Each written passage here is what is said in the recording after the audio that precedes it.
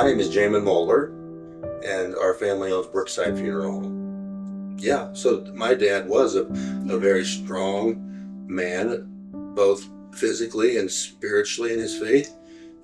Dad loved everyone and left a legacy of that, I hope, in our family. And I don't care if you worked at the post office or if you gave him his senior black coffee at McDonald's every morning. He made certain to know that he left you feeling like you mattered.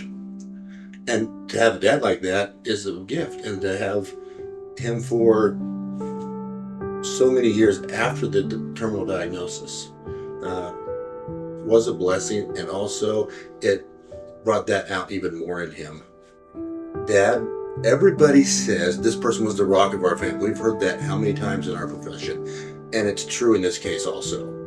For sure, Dad was my man. We were buddies.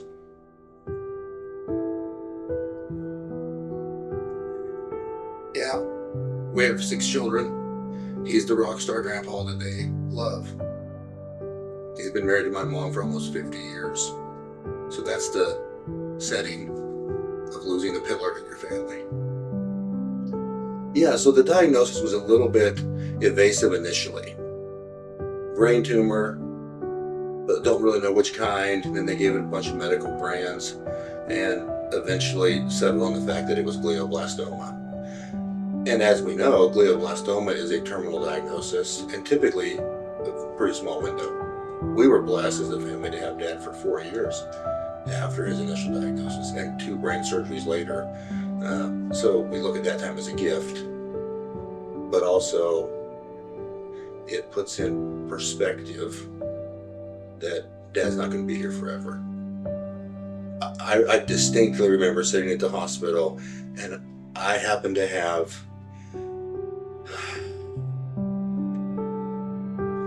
and I had Emily's cell number. So I didn't go through the phone tree like I probably should have.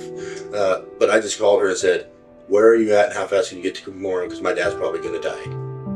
And she came immediately. And we sat in the cafeteria and she got to watch me cry all about this.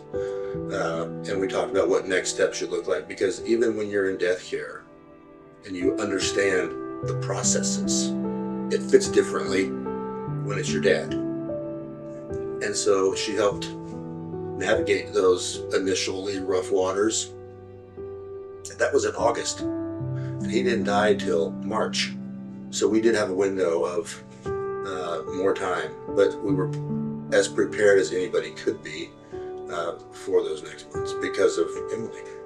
My name is Emily, and I am the Chief Care Experience Officer at Heartlinks. I have been a nurse for about close to 20 years, 19, 20 years.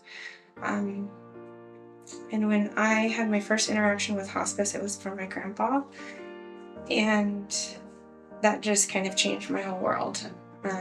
I had done a lot of different things in nursing, and when hospice came into my world, it became all of my world. I found a passion that I never had before, and it was a way that I could just love on people and care for people. So I haven't looked back. I don't think I could do anything else. I think it was just, I need to be there. He needs help. They need help. And I love Jamin and I love his dad. But I think we get that call whenever we hear of somebody in need. It's kind of like this urge that we just need to help. And that's one thing I love about Heartlinks is they just pull out the stops to provide that help. When Jamin first reached out to me, I could tell that there was kind of an SOS. Like it was a dire situation. So I dropped everything and went and met in the cafeteria, and we talked about what was happening and what to expect and options from then on. And then I went up and saw your dad, and I haven't seen John in probably 8 years. And I walked in and he just, "How are you?" Just same, he knew everybody, and he's special. He's special. So what stands out most to me about the journey that Emily and I walked together along with the rest of the Heartlinks staff is their obsessive accessibility and availability, and there was no joke not funny enough for my dad. There was no question too hard for my mom. There was no situation that my sister could not bring up about medications or the doctor's counsel on prescriptions and kind of symptom management. It was like a holistic approach to caring for Dad and those of us that got to be in his bubble.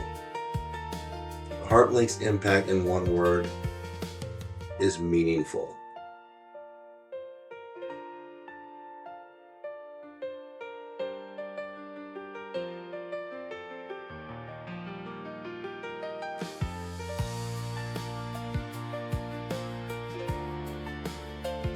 Heartlinks. Love shows up as nurses, chaplains, social workers, and volunteers at the bedside. We listen and hold your hands through the hardest days. When you raise your paddle tonight, you put love into action for another family. Thank you for holding our hand.